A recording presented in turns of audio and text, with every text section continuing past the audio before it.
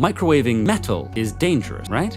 Well, it depends. When you activate a microwave oven, popcorn kernels popped and the marshmallow puff.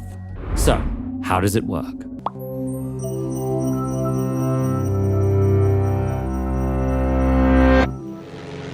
American engineer Percy Spencer developed World War II radar technology that helped detect Nazi airplanes, but it would soon have other surprising applications. One day in 1945, Spencer was standing near a radar instrument called a magnetron, a device that produced high-intensity microwaves that could reflect off planes. Suddenly, he noticed that the candy bar in his pocket had melted. He exposed other things to the magnetron, and sure enough, popcorn kernels popped and an egg, well, exploded onto a colleague. Soon after, the first microwave oven became available, operating using the very same technology. So, how does it work? All light energy travels in waves of oscillating electric and magnetic fields. These oscillations span a range of frequencies comprising the electromagnetic spectrum. The higher the frequency, the more energetic.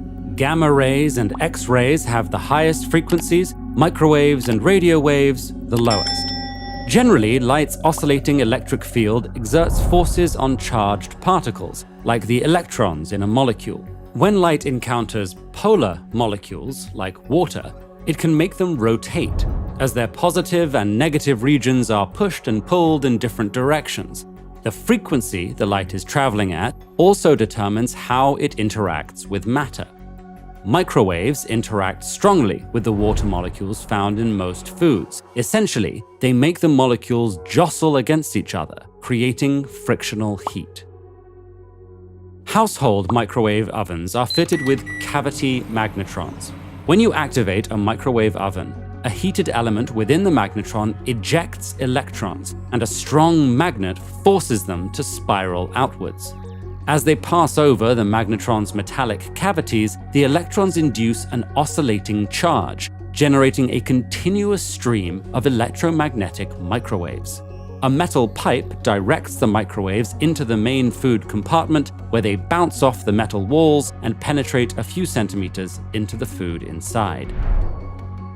When the microwaves encounter polar molecules in the food, like water, they make them vibrate at high frequencies. This can have interesting effects depending on the food's composition. Oil and sugar absorb fewer microwaves than water, so if you microwave them alone, not much happens. But when microwaves encounter a marshmallow, they heat the moisture trapped within its gelatin sugar matrix, making the hot air expand and the marshmallow puff. Butter is essentially a suspension of water droplets in fat. When microwaved, the water rapidly vaporizes, making the butter melt quickly, and sometimes a bit violently.